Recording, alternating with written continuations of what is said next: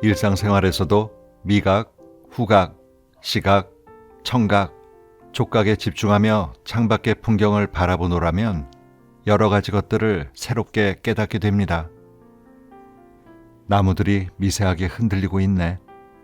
바람이 약하게 불고 있나 보다.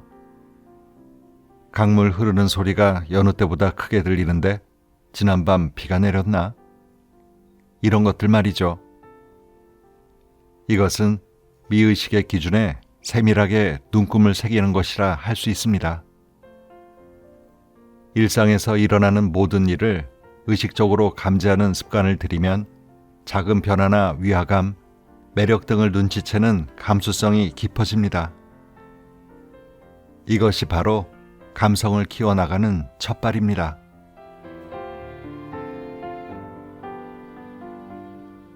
책 읽는 다락방의 제입니다. 쇼핑을 하거나 스타일을 결정할 때 늘 신경 써서 살펴보는 게 있죠. 바로 요즘은 어떤 스타일이 유행일까 하는 건데요. 재미있는 건 그게 유행이라고 해서 사서 입고 들고 해놓고는 자기와 비슷한 옷이나 머리를 한 사람을 길에서 보면 괜히 싫어집니다. 왜 그런 걸까요?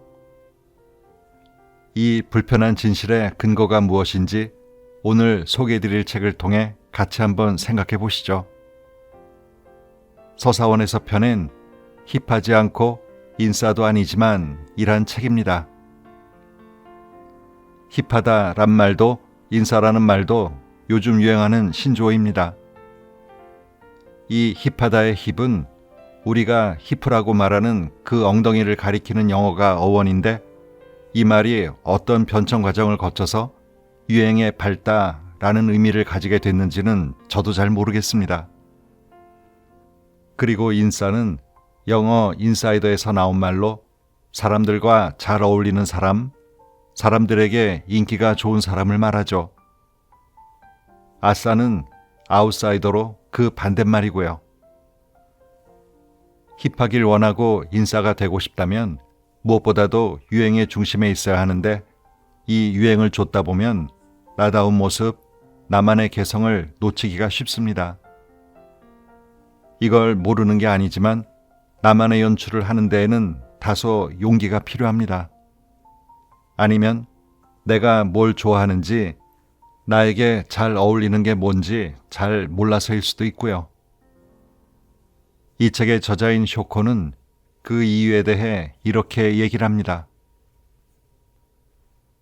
감성은 타고나는 센스도 재능도 아닙니다. 습관을 통해 배우고 익힐 수 있습니다. 정보가 넘치는 현대사회에서 남에게 휘둘리지 않고 자기중심을 지키는 것은 간단한 일이 아닙니다. 그리고 유행을 쫓아 옷이나 액세서리를 산다. 입 소문만 듣고 볼 영화나 읽을 책, 갈 곳을 정한다. 인기 있는 텔레비전 방송이나 동영상을 본다. 다른 사람의 추천으로 취미 활동을 시작한다. 이렇게 유행에 민감한 것은 결코 나쁜 것이 아닙니다. 그러나 자기에게 어울리는 옷을 잘 갖춰 입는다. 개성이 넘치는 소품으로 공간을 꾸민다. 남들은 모르는 자기만의 취향을 가지고 있다.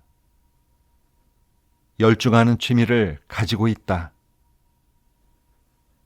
여러분 주변에 이런 멋진 사람이 있지 않나요? 그리고 그렇게 자기다운 삶을 살고 있는 사람을 어딘지 모르게 동경하고 있진 않나요? 나에게 어울리는 것, 나만의 가치, 나 자신에게 집중하는 마음가짐, 내가 좋아하는 것, 이런 것들에는 모두 정답이 없습니다. 눈에 보이지 않는 가치를 느끼고 정답이 없는 것에서 정답을 찾아가는 힘이야말로 감성이라 할 수 있습니다. 하지만 감성이라는 말을 들으면 나에게는 그런 센스는 없어 라고 생각하는 사람이 많습니다. 감성이란 타고난 능력이나 재능 같은 것이라서 자기에게 그런 것은 없다고 처음부터 포기하는 거죠. 그렇지만 감성은 특별한 사람의 것이 아닙니다. 관찰, 정리, 관점의 변화, 호기심, 결정, 이 5가지 습관을 통해 키울 수 있습니다. 일상을 조금 바꾸는 것만으로 자연스럽게 감성을 키울 수 있습니다. 그리고 자기 자신답게 살아가기 위한 기준을 손에 넣을 수 있습니다. 이 책은 도예가이자 아티스트인 쇼코가 얘기하는 감성을 키우는 5가지 습관에 대해 아주 구체적으로 그 방법을 제시하고 있는데요. 일상에 익숙해져 있는 우리의 관점을 바꿔보는데 많은 도움이 되는 것 같습니다. 그럼 본문의 글 일부를 부분 발췌해서 소개해 드려 볼게요.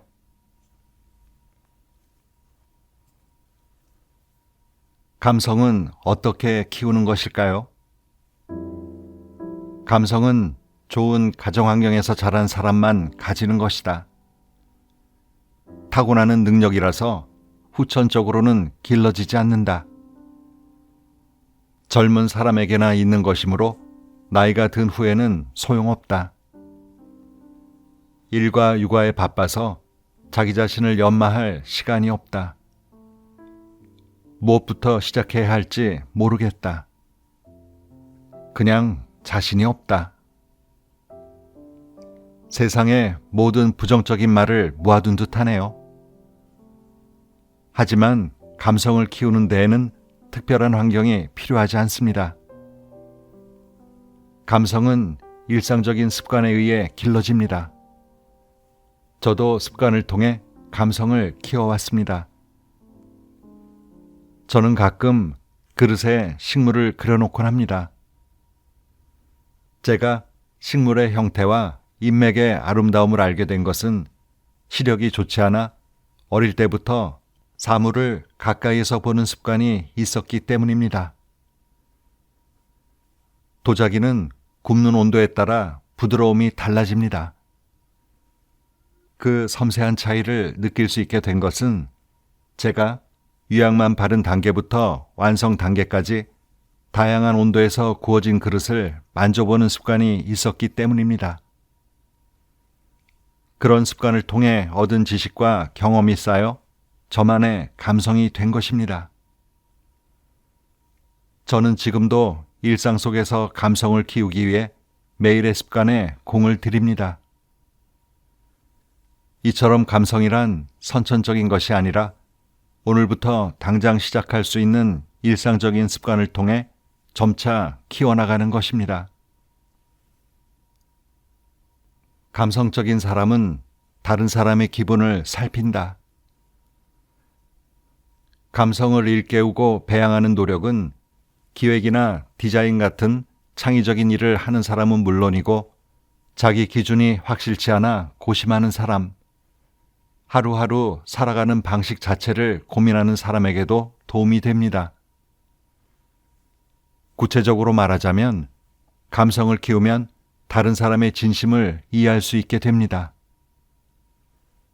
다른 사람의 진심을 이해한다는 것은 상대가 지금 어떻게 마음을 쓰고 배려하고 있는가를 이해하는 것을 말합니다. 예를 들어 무더운 한여름에 지인의 집에 초대받았다고 상상해 봅시다. 현관에는 꽃이 장식되어 있는 데다 그 꽃잎은 작은 물방울을 품고 있어 싱그러워 보입니다. 꽃잎이 자연히 물방울을 맺게 된 것일까요? 아닙니다. 손님을 조금이라도 더 아름다운 꽃으로 환영하기 위해 주인이 꽃을 준비하고 꽃잎에 물방울이 맺히도록 미리 준비해 둔 것입니다. 거실에 들어가니 다과를 대접받습니다. 파도 모양의 아름다운 젤리가 놓여 있습니다. 무더운 날에는 젤리의 파도 모양과 빛깔에서 시원함을 느낄 수 있겠죠. 이 또한 주인이 손님을 위해 일부러 준비했을 것입니다. 손을 닦는 데 쓰라며 내온 살짝 차갑게 식힌 물수건도 더욱 기분 좋게 느껴질 것입니다. 상대의 입장이 되어 그 상황을 이해한다면 나를 대접하기 위해 얼마나 마음을 쓰고 준비한 것인지 그 진심을 느낄 수 있습니다. 상대의 배려를 알아채고 감사의 마음을 전한다면 상대는 말하지 않았는데도 내 마음이 잘 전해졌어 라며 속으로 기뻐할 것입니다. 감성을 통해 배려를 알아차리고 그에 대한 감사 표시를 하는 것은 무엇보다 중요한 일입니다.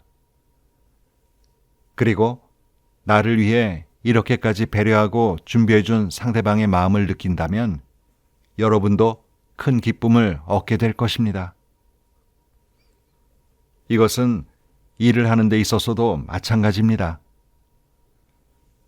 영업상 고객의 집을 방문할 때 세심한 데까지 관찰하고 인테리어 등에서 고객의 취향이나 스타일을 파악하고 그 점을 칭찬하거나 화제로 삼으면 더욱 친밀하게 소통할 수 있습니다. 영업적인 테크닉이라기보다 인간으로서 그 사람과 관계를 맺는 관점으로 상황을 이해하는 것이죠.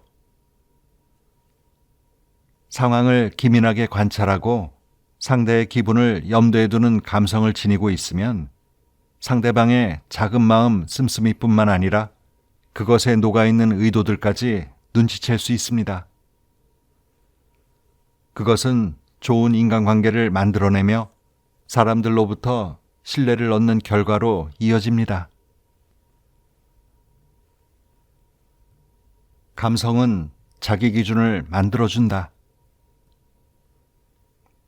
우리의 삶은 수많은 선택의 반복으로 이루어집니다. 취직과 이직, 이사, 결혼과 같은 인생에 있어 비교적 큰 일부터 무엇을 먹고 누구와 어울리고 어떤 이야기를 나눌지와 같은 사소한 것에 이르기까지 말이죠. 우리는 매일 많은 선택 앞에서 갈등하고 무엇이 옳은지 고민합니다. 그리고 그렇게 고민하다가 다른 사람들이 옳다고 하는 타자의 기준으로 결단해버리는 경우가 있습니다. 그러나 사실 우리가 가장 바라는 것은 자기 기준이 있는 삶일 것입니다. 감성적인 사람은 자기에게 어울리는 스타일을 알고 있습니다. 감성적인 사람은 끊임없이 새로운 아이디어를 떠올립니다. 감성적인 사람은 자신의 기분뿐 아니라 다른 사람의 기분도 이해합니다. 그래서 주위의 의견에 혼란스러워하지 않고 자신이 꿈꾸는 인생을 살아갑니다. 즉, 자기 기준을 가지고 사는 것입니다. 100% 올바른 길이란 존재하지 않습니다. 방황하거나 후회하지 않고 살아가기 위해서는 자기 기준을 가지고 결단을 내릴 수밖에 없습니다. 자기 기준은 언젠가 여러분의 삶을 결정해 나가는 강한 힘이 될 것입니다. 감성은 일상을 더 넉넉하게 받아들이고 풍요로운 인생을 살게 하는 이정표와 같습니다. 앞을 향해 나아가며 옆 풍경 바라보기. 관찰하는 습관은 시야 속에 있지만 평소에는 보이지 않는 부분을 의식적으로 보려는 것입니다. 살아있는 모든 존재는 시야를 가지고 있습니다. 시야란 앞을 향했을 때 보이는 범위를 말합니다. 동물 중에서도 좌우의 눈이 얼굴의 측면에 위치하는 토끼나 말, 양 같은 초식동물들은 특히나 시야가 넓어서 거의 360도 전부를 볼 수 있습니다. 이것은 먹이사슬에서 먹히는 쪽인 초식동물이 자신을 지키기 위해서 진화한 결과입니다. 그렇다면 인간은 어떨까요? 거의 평면에 가까운 얼굴의 전면에 두 눈이 위치하는 인간은 초식동물보다 시야가 좁고 시각을 통해 인지할 수 있는 범위는 180도에서 200도가량 된다고 합니다. 시야가 180도라고 해도 그것은 보려고 해야 보이는 범위일 뿐 그 모든 것이 선명히 보인다는 의미는 아닙니다. 예를 들어 버스에서 아무 생각 없이 빈자리에 앉을 때 옆 사람을 신경 쓰지 않습니다. 여성인지 남성인지 정도는 인식하겠지만요. 대개 사람은 흥미를 가질 필요가 없는 것에 관심을 기울인다던가 그에 대한 정보를 얻으려는 노력을 하지 않습니다. 매일 앞을 보고 생활하는 우리가 의식을 갖고 바라보는 범위는 의외로 좁습니다. 한번 시야를 전부 사용해서 앞을 향한 채로 옆을 보려고 노력해 보세요. 다른 사람을 힐끔힐끔 보는 것은 실례지만 전철이나 버스를 탈 때 앞을 바라보면서 옆 사람을 관찰해 보세요. 옆 사람이 웃고 있나요? 편안한 표정인가요? 혹은 급한 일이 있어 보이진 않나요? 가방을 뒤적거리고 있네. 아마도 지갑을 꺼내려는 것이겠지? 다음 역에서 내리려나 보구나 하는 식으로 관찰을 통해 상황을 유추해 보는 겁니다. 분명히 아무것도 생각하지 않고 앉아 있을 때는 알지 못했던 정보가 보이게 됩니다. 앞을 바라보는 것은 지식을 키우는 일이고 옆을 느끼는 것은 감성을 키우는 것입니다. 평소 일이나 학업을 위해 눈앞의 정보에 집중하고 적극적으로 지식을 습득해야 하는 여러분도 가끔은 시야의 가장자리를 의식하면서 평소에는 보이지 않았던 것들에 의식을 집중해 보길 바랍니다. 계속하다 보면 의식할 수 있는 범위가 점차 넓어지고 관찰하는 힘이 자기 안에 쌓이게 됩니다. 그렇게 점차 일상의 사소한 변화까지 알아볼 수 있게 될 것입니다. 소리를 분해해서 들어보기. 감성이라고 하면 문화나 역사에 관한 지식을 공부해야 한다고 생각하는 사람도 있을 것입니다. 그러나 때로는 지식이 우리의 관찰하는 눈을 가리기도 합니다. 시각에 의존하면 다른 감각으로 느끼는 일에 소홀해지는 것처럼 지식으로 세상을 바라보면 본래의 모습을 느끼기가 어려워질 때도 있습니다. 물론 문화나 역사에 관한 교양을 익히면 예술에 대한 이해는 깊어집니다. 예를 들어 클래식 음악을 들을 때 역사적 배경과 작곡가의 내력을 알고 있으면 곡을 보다 깊이 이해할 수 있습니다. 베토벤의 교향곡 2번 2악장은 무척 아름다운 목가적인 멜로디의 곡입니다. 그러나 이 곡을 작곡했을 당시 베토벤은 지병이었던 난청이 악화된 상태였습니다. 이런 배경 지식을 알고 감상하면 이 곡의 아름다움에 더욱 놀라게 됩니다. 누군가는 이 아름다운 멜로디에 쫓기는 듯한 불안감을 느끼게 될지도 모릅니다. 즉, 배경이나 역사를 알고 있는 경우와 모르는 경우에 따라 감상이 달라집니다. 하지만 감성은 지식의 축적으로만 만들어지는 것이 아닙니다. 지식은 중요한 요소임에 틀림없지만 때로는 그 지식이 방해가 되기도 한다는 점을 잊지 말아야 합니다. 너무 많거나 불필요한 지식 때문에 자연스럽게 음악을 즐기는 감각과 무의식 속에 잠들어 있는 감수성이 깨어나지 못할 수도 있기 때문입니다. 감성은 지식과 감수성 두 가지 위에 성립하는 것이므로 어느 쪽이든 한쪽의 문을 닫아서는 안 됩니다. 여러분이 클래식 콘서트에 간다면 시험해 봤으면 하는 것이 있습니다. 먼저 음악 전체를 즐긴 후 각각의 악기 중에 하나만을 선택해 의식적으로 소리를 들어보는 것입니다. 하나의 악기에 의식을 집중하고 그 연주자의 움직임을 관찰하면서 거기에서 들려오는 소리를 전체 심포니의 소리에서 분리해서 들어보세요.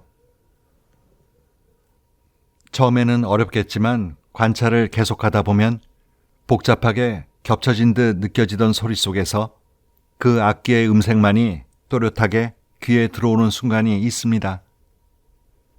그때 이 악기가 이런 소리였구나를 알게 되고 전체 심포니를 하나씩 분해해서 들을 수 있게 됩니다. 그러다가 개별적인 울림을 다시 한데 모아 전체의 하모니를 즐긴다면 전보다 음악을 훨씬 더 풍성하게 즐길 수 있을 것입니다. 이렇게 전체 속에 존재하는 세부에 의식을 집중하는 습관을 익힘으로써 자연스럽게 깊은 관찰이 가능해집니다. 이것은 음악에 국한된 이야기가 아닙니다. 요리를 예로 들면 입에 퍼지는 맛 중 식재료와 조미료 각각의 맛에 의식을 집중해 보는 것도 좋습니다. 또한 미리 식재료와 조미료의 맛을 하나씩 본 다음 요리를 먹어본다면 전체의 조화를 보다 깊이 있게 느낄 수 있을 것입니다. 맛과 소리를 분해하고 관찰함으로써 감수성은 향상됩니다. 그리고 각각의 장점을 파악한 후 전체적인 조화를 맛보았을 때 진정한 하모니를 이해할 수 있게 됩니다. 말을 문자로 바꾸어 보기. 사람이 품고 있는 감정에는 그때까지의 경험과 지식에 따라 생겨난 선입견이 전제되어 있습니다. 이 선입견을 제거하고 맑은 시선을 유지하는 것도 관점을 바꾸는 일의 하나입니다. 그렇지만 다른 사람의 말을 곧이곧대로 받아들이기란 나이가 들수록 더욱 어려워집니다. 자기만의 방식과 지금까지 쌓아온 자존심이 이성적인 이해를 방해하기 때문입니다. 싫어하는 사람이 하는 조언은 역시 받아들이기 어렵습니다. 그 말은 나를 위한 것이 아니라 상대방 본인이 마음 편해지기 위해서 하는 말로 왜곡되어 받아들여지기 마련입니다. 같은 말이라도 존경하는 선배에게 듣는 것과는 느끼는 바가 다를 것입니다. 말하는 사람이 누군지에 따라 전해지는 온도가 다른 것은 당연합니다. 여러분도 그런 경험이 있지 않나요? 그것이 바로 선입견이 인지를 방해하는 상태입니다. 설사 싫어하는 사람에게 들은 말이라 해도 조언 자체는 옳은 말일 때도 있습니다. 자기 생각을 고집하고 다른 관점을 거부하는 것은 결과적으로 자기 감성의 폭을 좁게 만드는 것입니다. 타인에게 들은 말들을 문자로 바꾸어 노트에 적어두고 살펴봅시다. 그 말을 들었을 때 드는 감정은 일단 옆으로 밀어두고 의미만을 추출해 자신에게 중요한 것인지를 생각해 보는 겁니다. 문자가 된 말을 순수한 눈으로 관찰해 보면 마음은 아프지만 의외로 전곡을 찌르는 의견일지도 모를 일입니다. 감정을 뒤로하고 솔직하게 사물을 바라보는 것은 궁극적인 조감입니다. 물론 듣기 싫은 말을 받아들이는 것은 쉽지 않은 일입니다.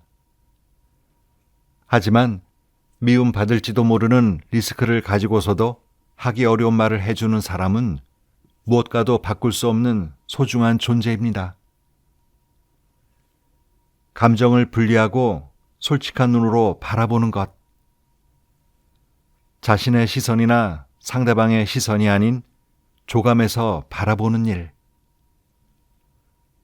다른 관점을 받아들일 때 세상에는 자신을 성장시키는 말이 넘치고 있음을 깨닫게 됩니다.